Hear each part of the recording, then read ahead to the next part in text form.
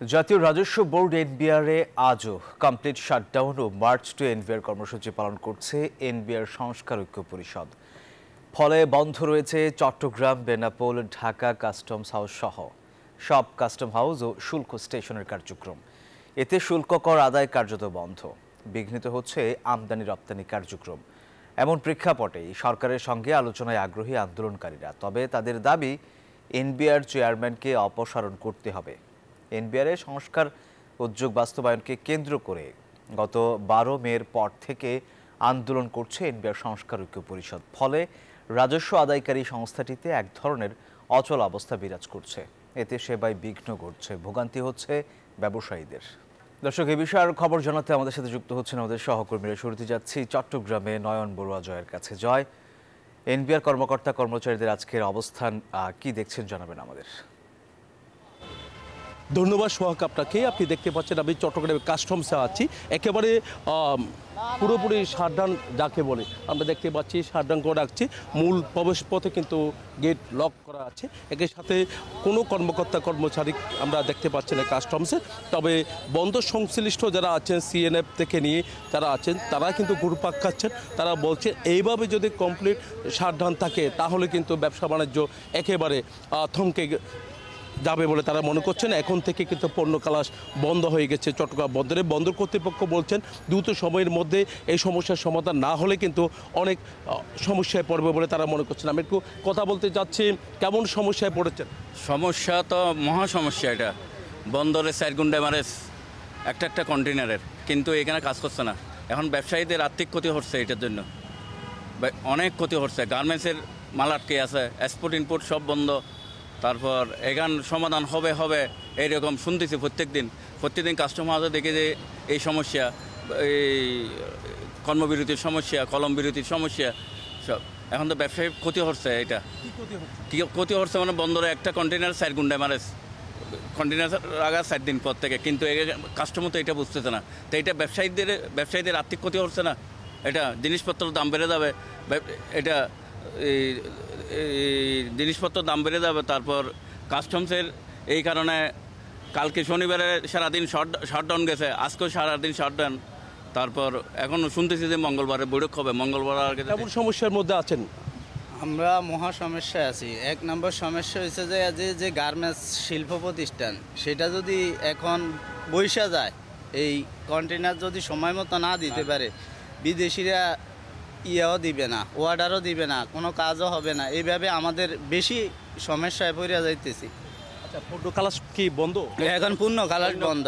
পূর্ণ খালাস যখন গেট যাচাই না হবে, যেমন না হবে, আনস্টাফিং না হবে এবং 5% না হবে, তাহলে তো মাল বাড়বে না।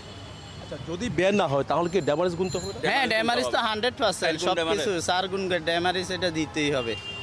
এটা তো আর মাপ নাই, এটা তো আর কেউ মাপ করবে না, এটা তো দিয়েই আসতে হবে। তারপরে আমাদের এই যে আসা যাওয়া, খাওয়া দাওয়া, এগুলো তো ঝামেলা হইতেছে। এগুলো তো কোনো লোকজন আসে না, কোনো কিছু না, আমরাও খুব বিপাকে আছি। অনেক ধন্যবাদ। আমরা এতক্ষণ ধরে কথা বলেছি যারা বন্দর ব্যবহারকারী রয়েছেন, সিএনএফ রয়েছেন, বন্দরের যারা ব্যবসায়ী রয়েছেন, তারা বলছেন অনেক সমস্যার মধ্যে আছেন। বন্দরের যে পণ্য খালাস একেবারে তারা বন্ধ রাখতে হচ্ছে, যেহেতু খালাস করতে হলে প্রক্রিয়া করতে গেলে কাস্টমসের শুল্ক আইনের প্রয়োজন রয়েছে। তার কারণে কিন্তু খালাস করা সম্ভব হচ্ছে না বলে আমাদেরকে জানিয়েছেন। তো এই ছিল আমার এখানকার সর্বশেষ। ফিরে যাচ্ছে আমার সহকর্মী, অপেক্ষা করছে সাতক্ষীরায়। আমরা যাচ্ছি সরাসরি সেখানে। হ্যাঁ জনি, আপনাকে ধন্যবাদ। আপনি ঠিক যেমনটি বলছিলেন, একই চিত্র কিন্তু সাতক্ষীরা ভোমরা স্থলবন্দরের। আপনারা জানেন যে জাতীয় রাজস্ব বোর্ড এনবিআর কর্তৃক যে এনবিআর সংস্কার ঐক্য পরিষদের ডাকা গতকাল শনিবার থেকে পুরোপুরি যে কমপ্লিট শাটডাউন চলছে, এই শাটডাউনের ফলে কিন্তু সাতক্ষীরার ভোমরা স্থলবন্দরের আমদানি রপ্তানি কার্যক্রম পুরোপুরি অচল হয়ে পড়েছে। ইতিমধ্যে আপনারা দেখতে পাচ্ছেন যে সাতক্ষীরা ভোমরা স্থলবন্দরের প্রায় 250 থেকে 300 পণ্যবাহী ট্রাক, সেটি কিন্তু যে রপ্তানির জন্য, ভারতে রপ্তানির জন্য পণ্যবাহী ট্রাক গুলো কিন্তু আটকা পড়ে আছে। একই সাথে প্রত্যেকটি ট্রাকের একজন ড্রাইভার এবং একজন হেল্পার, প্রায় 500 হেল্পার ড্রাইভার কিন্তু অচল অবস্থার মধ্যে রয়েছে। এছাড়া আপনাদের দেখাই যে ভোমরা স্থলবন্দরের কাস্টম হাউসের যে 4 নম্বর গেটটিও কিন্তু এখন বন্ধ রয়েছে, আপনারা দেখতে পাচ্ছেন। যেহেতু কার্যত আমদানি রপ্তানি কার্যক্রম অচল অবস্থার কারণে এই অবস্থার সৃষ্টি হয়েছে। আপনাদের আরেকটু জানিয়ে রাখি, এখানে প্রায় সাতক্ষীরা ভোমরা স্থলবন্দরের 4 থেকে 5 হাজার শ্রমিক কাজ করে থাকেন। তারা শনিবার থেকে তাদের আসলে অনেকটা অচল সময় তারা কাটাচ্ছেন। বিশেষ করে আমরা এখানে কথা বলেছিলাম সাতক্ষীরা ভোমরা স্থলবন্দরের যে C&F অ্যাসোসিয়েশন রয়েছে, সেই C&F অ্যাসোসিয়েশনের কর্মকর্তাদের সাথে কথা বলেছিলাম। তারা আমাদেরকে জানিয়েছেন যে এলসির জন্য যে কার্যক্রম, অনলাইন কার্যক্রম পুরোপুরি বন্ধ হয়ে গেছে। ফলে প্রতিদিনই কিন্তু সাতক্ষীরার ভোমরা স্থলবন্দরের 20 থেকে প্রায় 30 কোটি টাকার রাজস্ব থেকে বঞ্চিত হচ্ছে ভোমরা স্থল বন্দরে। এই ছিল সাতক্ষীরা ভোমরা স্থলবন্দরের কমপ্লিট শাটডাউনের পুরাপুরি খবর।